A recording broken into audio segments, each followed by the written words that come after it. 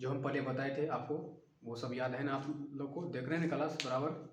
आप लोग क्लास को तो देखते हैं लेकिन ना तो शेयर करते हैं, ना तो सब्सक्राइब करते हैं, और ना ही जो है कुछ कमेंट करते हैं। आखिर जो हम सवाल पूछ रहे हैं वो भी सवाल नहीं जवाब दे रहे हैं, बल्कि आप जो है कुछ से कुछ कमेंट कर रहे हैं। शादी ब्याह ये सब बताइए, आप ही जो बताइए, आप जो बोल रहे हैं आप लोग जो ये शादी कर लीजिए, ये आप क्या आप शादी कर लें हम? हुँ? बताइए आप सब, शादी कर लें हम? ठीक है, शादी कर लेंगे। लड़की आप लोग ढूँढिए और हम शादी करने के लिए रेडी हैं, ठीक है? आइए चलिए क्लास को स्टार्ट करते हैं। आप जो यहाँ जो है पढ़िए चुपचाप, ठीक है? जो भी चीज़ हम आपको पूछ रहे हैं वो चीज़ का जवाब दीजिए। आपको कोई चीज़ का प्रॉब्लम हो वो आप जो कमेंट बॉक्स में कमेंट दीजिए, लेकिन फालतू का कमेंट करना बंद कीजिए, ठीक? आप जो है कुछ भी बोल दे रहे हैं, शादी ब्याह कर लीजिए, मैडम जी को लाइए, तो ये सब जो है अब ये सब पॉसिबल नहीं है, ठीक? तो अभी आप पढ़िए, पढ़ाई के ऊपर ध्यान दीजिए, ये सब तो बाद में होते रहेगा, ठीक? चलिए आइए क्लास को स्टार्ट करते हैं। हम आपको जो बताए थे पहले, हम कल बताए थे हार्डिंग प्रथम के बारे में। हार्डिंग प्रथम के समय जो हुआ था प्रथम आंग्ल सिख युद्ध हुआ था, जो कि 45 से लेकर 46 तक, जो कि 46 में जो है लाहौर संधि के तहत समाप्त हुआ था। ये बताइए कि यानडूब की संधि के तहत कौन सा युद्ध समाप्त हुआ था? यानडूब की संधि के तहत कौन सा युद्ध समाप्त हुआ था? ये बताइए कि यानडूब की संधि के तहत कौन सा युद्ध समाप्त हुआ था? वो था प्रथम आंग्ल बर्मा युद्ध। प्रथम आंग्ल बर्मा युद्ध जो है 1824 से लेकर 26 तक चला था, जो कि बैरकपुर का जो सिपाही था वो जो है बर्मा जाने के लिए नहीं चाहता था, बल्कि बर्मा जो है समुद्र को पार करके जाना पड़ता था। जिस वजह जो वहाँ का जो सिपाही था वो जो है समुद्र पार करने के लिए पाप मानते थे, जिस वजह से जो ये युद्ध हुआ था, और वो जो है यानडूब की संधि के तहत 1826 में समाप्त हुआ था, ठीक? अब उसके बाद ये बताइए आखिर किस गवर्नर जनरल के समय में किस गवर्नर जनरल की हत्या जो है पद पे रहते हुए हुआ था? किस गवर्नर जनरल की हत्या जो है पद पर रहते हुए हुआ था, वो आगे हम बताएंगे। अब ये बताइए कि प्रथम भारतीय वायसराय प्रथम भारतीय गवर्नर जनरल कौन था? प्रथम भारतीय गवर्नर जनरल कौन है? वो है लॉर्ड विलियम बेंटिंक। अंतिम पूछे वो है लॉर्ड कैनिंग, और पहला वायसराय पूछे लॉर्ड कैनिंग, और अंतिम पूछे माउंटबेटन, ठीक? उसके बाद बताइए, हम आपको पहले चैप्टर में बताए थे पुर्तगालियों का आगमन। ये बताइए कि आखिर जो पुर्तगाली यानी वास्को डी गामा जो भारत आया था, कालीकट के तट पर जो उतरा था, वो जो उस क्षेत्र का नाम क्या था? कथाकडाबू। क्या था नाम था? कथाकडाबू। कथाकडाबू नामक क्षेत्र पे जो है राजा जमूरी ने उसका स्वागत किया था। उसके बाद जो है वास्को डी गामा जो है कुछ सामान यहाँ से लेके चला गया था। फिर उसके बाद ये बताइए कि आखिर फ्रांसीसी ने जो है सबसे पहली कंपनी फ्रांसीसी ने कहाँ पे खोला था? पहली फैक्ट्री फ्रांसीसी ने किस जगह पे खोला था? और ये बताइए कि फ्रांसीसी के साथ जो है अंग्रेजों ने कौन कौन सा युद्ध हुआ था? प्रथम, द्वितीय, तृतीय, जो कर्नाटक युद्ध के नाम से जानते थे। प्रथम कर्नाटक, द्वितीय कर्नाटक और तृतीय कर्नाटक। ये बताइए आप कि स्थल मार्ग से आने वाले पहले अंग्रेज कौन था? स्थल मार्ग से आने वाले प्रथम प्रथम अंग्रेज कौन था? वो था जॉन मिलर्ड हाउ। जॉन मिलर्ड हाउ था। और जो है जलीय मार्ग से कौन आया था? वो आया था रॉल्फ फिंच। वो कौन आया था? Ralph Finch. ये बताइए कि जहांगीर से जो है एकाधिकार का पत्र जो प्राप्त किया था व्यापार करने के लिए, वो जो अंग्रेज कौन था? वो था जेम्स प्रथम के राजदूत sir Thomas Munro. Sir Thomas Munro जो है जहांगीर से जो है एक अधिकार पत्र लिया था, और वो जो 15 साल तक जो है भारत में व्यापार करने के लिए अनुमति ले लिया था। ये बताइए कि आखिर ये बताइए कि मुंबई जो है अंग्रेजों ने किस तरह से लिया था? तो उस वहाँ जो पुर्तगाली का जो राजकुमारी था कैथरीन का शादी हुआ था चार्ल्स द्वितीय से। चार्ल्स द्वितीय ने जो है मुंबई को दहेज में लिया था, और वो जो दहेज में मुंबई जो है अंग्रेजों को 10 पौंड के हिसाब से वार्षिक ब्याज के हिसाब से दे दिया था, ठीक? ये बताइए कि सुनहरा फरमान किसने जारी किया था? अंग्रेजों के लिए सुनहरा फरमान किसने जारी किया? वो क्या था? गोलकुंडा के राजा ने। किसने किया था? गोलकुंडा के राजा ने। ये बताइए कि चंद्रगिरी के राजा ने किस वर्ष जो है मद्रास को दे दिया था? चंद्रगिरी के राजा ने किस वर्ष मद्रास को दिया था? वो दिया था 1639 ईस्वी में, ठीक है? उसके बाद ये बताइए कि आखिर जो कोलकाता जो है किन तीन गांव से मिलकर बना हुआ था? कोलकाता जो है किन तीन गांव से मिलकर बना था? एक सुल्तानाती, कालीकता और गोविंदपुर। सुल्तानाती, कालीकता और गोविंदपुर, ये तीन नाम से जो है कलकत्ता बना था। और कलकत्ता की स्थापना किसने किया था? वो किया था जॉन चावरनग ने। किसने किया था? जॉन चावरनग ने। ये तो प्रथम चैप्टर में आपको बताए थे कुछ। अब देखिए दूसरा चैप्टर में जो आपको बताए थे कि आखिर ब्रिटेन ने जो है ब्रिटिश सरकार ने जो है अंग्रेजों ने जो है बंगाल पे किस तरह से शासन को आधिपत्य को किया था, वो है नेक्स्ट चैप्टर में आपको बताए थे कि ये बताइए कि सिराजुद्दौला ने जो है प्लासी की लड़ाई में जो लड़ा था, लेकिन उसका जो धोखा दिया था, किसने किसने धोखा दिया था? धोखा कौन कौन दिया था? एक था मीर जाफर उसका, उसके बाद था रायदुर्लभ था, लतीफ़ खां था, ठीक? उसका वही वो सब हो गया। उसका जो भतीजा नी चचेरा भाई था, कौन था? साकिर थी, उसका चचेरा भाई साकिर जंग था। और था ओबेसिटी बेगम, जो साकिर जंग उसमें पूर्णिया का नवाब था, उसने उसको धोखा दिया था। ये बताइए कि मीर जाफर का दामाद कौन था? मीर कासिम था। मीर कासिम को गद्दी पर कब बैठाया था? 760 से लेकर 63 तक बताया था, 3 साल बैठाया था। मीर कासिम जब गद्दी पर बैठा तो वो जो है अपनी राजधानी जो है मुर्शिदाबाद से मुंगेर लेके चला गया था। कहाँ से लेके चला गया? मुर्शिदाबाद से मुंगेर लेके चला गया। ये बताइए कि मुर्शिदाबाद से ढाका राजधानी किसने लिया था?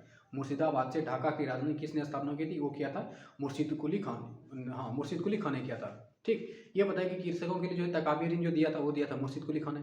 ठीक, यहाँ तक तो कोई दिक्कत नहीं था, आपको बता दिए थे पूरी तरह से। अब जो पढ़ना है हमको, अब जो है पढ़ना है तीसरा चैप्टर में। यहाँ तक बताए थे हम आपको, हार्दिक प्रथम के तक बताए थे।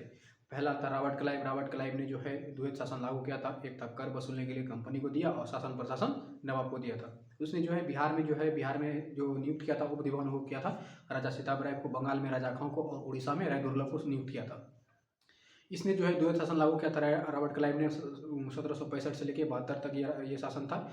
उसके बाद जो है अगला जो गवर्नर आया था वो आया था बरेलास्ट, नहीं बेंसीटाट था। बेंसीटाट के समय में जो है बक्सर का युद्ध हुआ था। उसके बाद बरेलास्ट आया। बरेलास्ट के समय में जो है प्रथम अंग मैसूर युद्ध हुआ था और करहटियर के समय जो है बंगाल में अकाल पड़ गया था। उसके बाद आता है वाराणसी हेस्टिंग्स जो है बंगाल का अंतिम गवर्नर था। ये सब आपको पूरा डिटेल से बता दिए थे। आप जो है वीडियो को बार बार रिपीट करके देखते रहिए। चलिए आज जो है आगे पढ़ेंगे आखिर लॉर्ड हार्डिंग के बाद कौन आया था। तो लॉर्ड हार्डिंग के बाद जो आया था वो आया था डलहौजी। कौन आया था? डलहौजी। तो चलिए क्लास को स्टार्ट करते हैं बिना देर किए हुए। और आप सब जो है वीडियो को पूरा बराबर सब्सक्राइब कीजिए, लाइक कीजिए, शेयर भी कीजिए। ठीक है, तो चलिए आइए पढ़ेंगे डलहौजी के बारे में। डलहौजी, लॉर्ड डलहौजी। ठीक है, लॉर्ड डलहौजी। इसमें जो है थोड़ा सा इंक भर देंगे क्योंकि ये जो है दिख नहीं रहा है सही से। इंक भरेंगे तो बढ़िया से चलेगा। इंक पूरी तरह से खत्म हो गया है।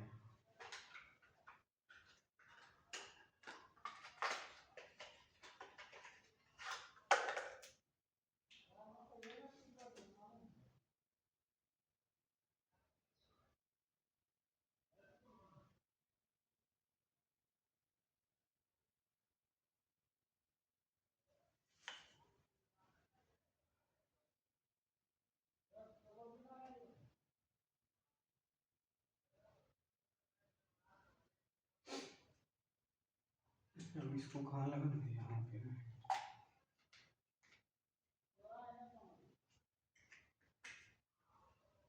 ठीक है, ये लॉर्ड डलहौजी। लॉर्ड डलहौजी का जो शासनकाल था वो था, लॉर्ड डलहौजी का शासनकाल जो था वो था 1848 से लेके 56 तक। ठीक है, 1848 से लेके 56 तक। लॉर्ड डलहौजी ने जो है इसने जो है राज्य को विस्तार करने के लिए इसने जो है पुत्र निषेध प्रथा लागू किया था। यानी पुत्र को गोद नहीं ले सकते हैं, ये इसने लागू किया था। और इसने जो है राज्य हड़प नीति अपनाया था। राज्य हड़प नीति डलहौजी ने क्या अपनाया था? राज्य हड़प नीति। ठीक है, डलहौजी ने राज्य हड़प नीति। और इसने जो है पुत्र गोद निषेध प्रथा, पुत्र गोद निषेध प्रथा लागू किया था। ये दोनों के हिसाब से जो राज्य को जो ये डलहौजी जो मिलाते थे अपने साम्राज्य में, पुत्र गोद निषेध प्रथा और जो है राज्य हड़प नीति, ये जो इन दोनों के तहत जो ये जो अपने ब्रिटिश साम्राज्य में राज्य को जो लेते थे वो जो उसका आदेश जो देता था वो देता था board of control, BORD, board of control. Board of control जो है, बोर्ड ऑफ कंट्रोल के मदद से जो है डलहौजी ने जो है राज्य हड़प नीति के हिसाब से जो है राज्यों को अपने ब्रिटिश साम्राज्य में मिलाते थे।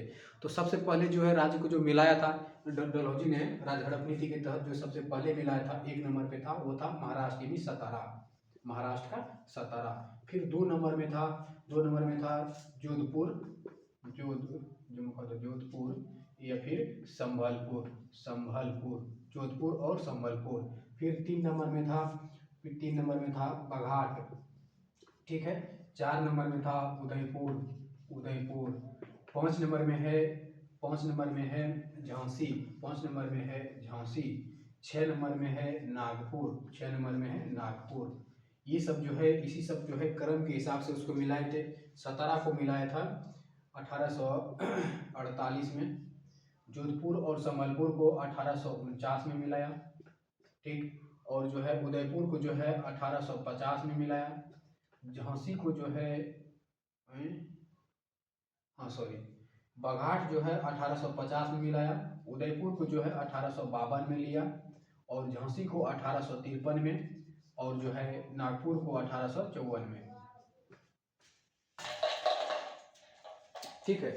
तो सतारा को 1848 में, जोधपुर को और संबलपुर को 1849 में, और बागहाट को 1850 में, और उदयपुर को 1852 में, और झांसी को 53 में, और नागपुर को 54 में। तो इसी के हिसाब से जो है लॉर्ड डलहौजी ने जो है राज्य को जो है अपने अधीन जो है हड़प नीति के हिसाब से जो है राज्य को लिया था। निगोद प्रथा के भी हिसाब से लिया था और राज्य हड़प नीति के हिसाब से भी लिया था। यदि मान लीजिए कि उदयपुर को जो है राज्य हड़प नीति के सिद्धांत के हिसाब से जो यदि वो मिलाएगा, तो उसका जो आदेश देगा कौन देगा? Board of control. उसका आदेश कौन देगा? Board of control. Board of control के हिसाब से ही जो है लॉर्ड डलहौजी ने जो है राज्यों को जो है आपस में मिलाया था। तो एग्जाम में जो है क्रम के हिसाब से पूछा हुआ क्वेश्चन है। सतारा, जोधपुर, संबलपुर, बागहाट, उदयपुर, झांसी और नागपुर, ये जो आपको क्रम में लिखा है और क्रम में ही इसको मिलाया था। 1848 में सतारा को, 1849 में जोधपुर और संबलपुर को, 1850 में बागहाट को, 1852 में उदयपुर को, 1853 में झांसी को और 1854 में नागपुर को। एक और क्षेत्र है वो जो है राजस्थान में करौली नामक जगह क्षेत्र है, और जो कि करौली नामक जगह क्षेत्र को जो है राज्य हड़प नीति के हिसाब से डलहौजी ने मिलाना चाह रहे थे, लेकिन जो है बोर्ड ऑफ कंट्रोल ने जो है उसको अनुमति नहीं दिया था। तो एग्जाम में पूछ सकता है कि इनमें से कौन सा देशी रियासत था जो अंग्रेजों ने जो है मिलाना चाह रहे थे राज्य हड़प नीति के सिद्धांत के हिसाब से, जो कि बोर्ड ऑफ कंट्रोल ने जो है इसमें अनुमति नहीं दिया था। वो था करौली की जो है नहीं मिला पाए थे। ठीक है, तो यहाँ तक तो कोई दिक्कत नहीं है डलहौजी के बारे में। बाकी डलहौजी जो है राज्य हड़प नीति अपनाई थी, पुत्र गोद निषेध प्रथा को प्रारंभ किया था, जो कि लॉर्ड कैनिंग, जो अगला शासक इसके बाद आएगा लॉर्ड कैनिंग आएगा। लॉर्ड कैनिंग ने जो है पुत्र निषेध गोद प्रथा को जो है समाप्त कर देता है। पुत्र गोद निषेध प्रथा क्या करता है? समाप्त कर देता है। ठीक है, तो आइए यहाँ तो कोई दिक्कत नहीं है कि सतारा को 1848 में, जोधपुर और संबलपुर को 49 में, बागहाट को 50 में, उदयपुर को 52 में, झांसी को 53 में, नागपुर को 54 में मिलाया था। ठीक है, यहाँ तो कोई दिक्कत नहीं है ना। चलिए आइए अगला पढ़ेंगे आखिर डलहौजी ने अगला क्या किया था। तो आइए इसको मिटा देते हैं।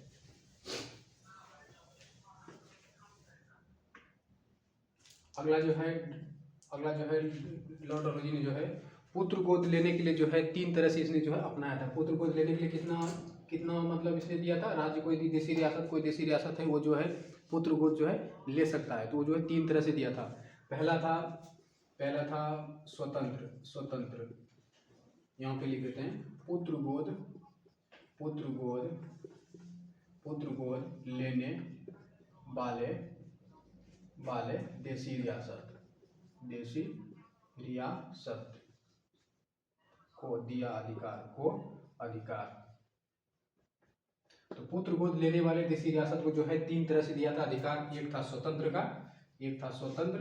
और दूसरा था अधीनस्थ और तीसरा था आश्रित। स्वतंत्र का मतलब ये हुआ कि आप जो है पूरी तरह से स्वतंत्र है, यानी आप जो है किसी का गुलाम नहीं है, तो आप जो है पुत्र गोद ले सकते हैं। यानी मान लीजिए कि उसमें यदि कोई जो है देशी रियासत है और वो जो है स्वतंत्र है, किसी के ऊपर डिपेंड नहीं है, वो जो है स्वतंत्र के हिसाब से जो है वो जो है पुत्र गोद ले सकते थे। ये जो है किसी का गुलाम नहीं है, कभी भी किसी का गुलाम नहीं है। जो देशी रियासत किसी का गुलाम नहीं है वो जो है स्वतंत्र के हिसाब से आएगा, किसी का गुलाम नहीं हो तो आप जो है पुत्र गोद ले सकते हैं। बिना अनुमति से आपको पुत्र गोद लेने के लिए अधिकार है। और अधीनस्थ का मतलब ये हुआ कि आप जो है किसी के अधीन है, तो वहाँ का जो राजा रहेगा, राजा को मृत्यु होने के पूर्व ही जो है वो जो है पुत्र गोद ले सकता है। ठीक है, तो राजा की मृत्यु होने के पूर्व ही राजा का मृत्यु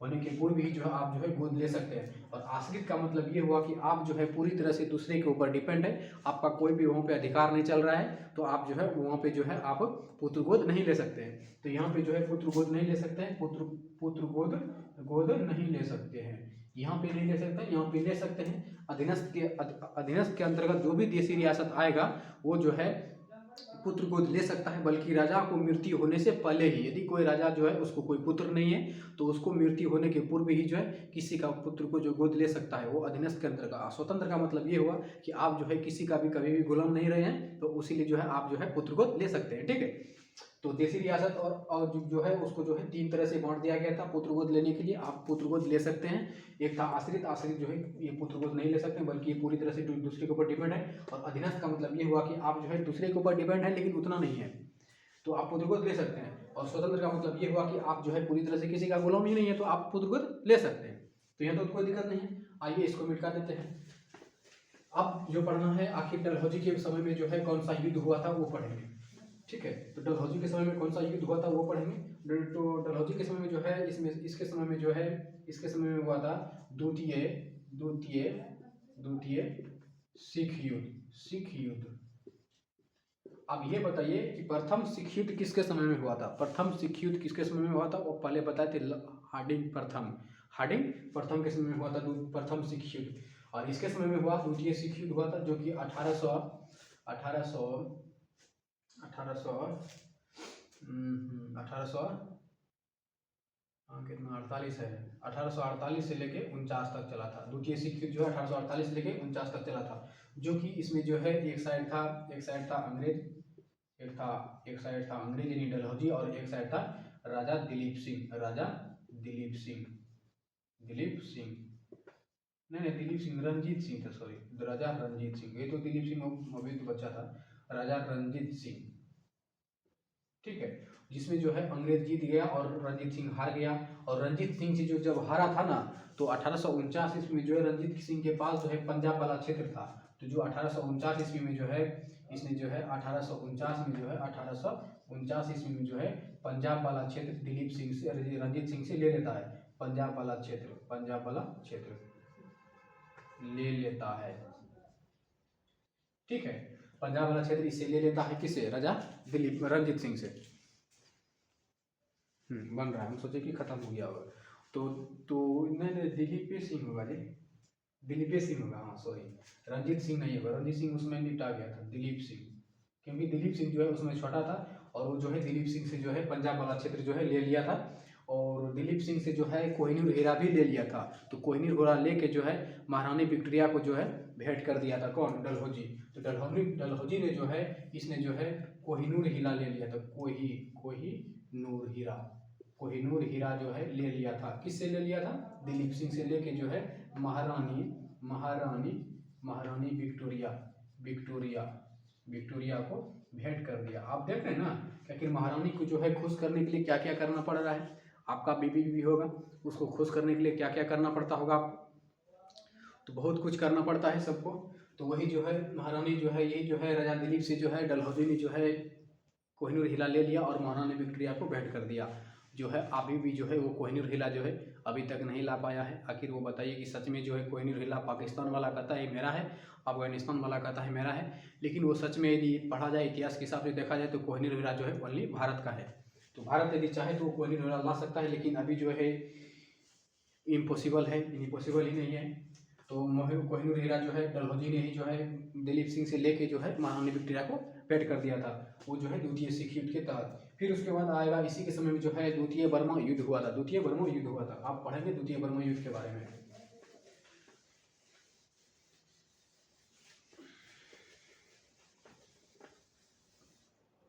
अब जो पढ़ेंगे द्वितीय बर्मा युद्ध, द्वितीय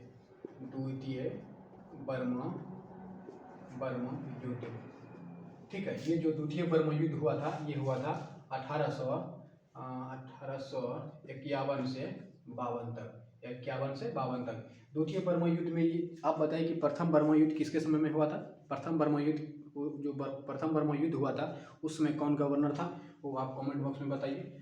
और उसके बाद ये बताइए कि द्वितीय बर्मा युद्ध जो है डलहौजी के समय में हुआ था, 1851 से 52 तक हुआ था, जो कि बर्मा का जो निचला हिस्सा था, निचला हिस्सा जो है जीत लिया था। और इसके साथ जो है सिक्किम को भी मिला लिया था। ठीक है, तो सिक्किम को मिलाया और जो है बर्मा का जो निचला हिस्सा है वो भी ले लिया था ये डलहौजी ने द्वितीय बर्मा युद्ध के तहत। फिर उसके बाद देखिए डलहौजी ने जो है इसने जो है और कुछ काम किया था। डलहौजी जो है इसका एक सेनापति था अटड्रम। कौन था, अटड्रम, जेम्स अटड्रम। तो जेम्स अटड्रम जो है जेम्स